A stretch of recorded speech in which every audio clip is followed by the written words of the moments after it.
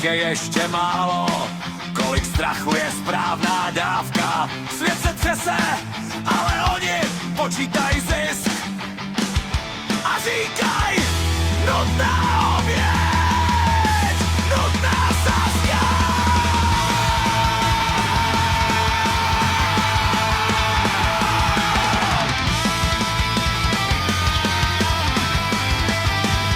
Strach jako zbraň, dost už lží, nechcem bejt figurky ve hře, nechcem umírat za cizí stůl, kde se rozhoduje o světě. Strach jako zbraň, válka show, my křičíme, že víme své.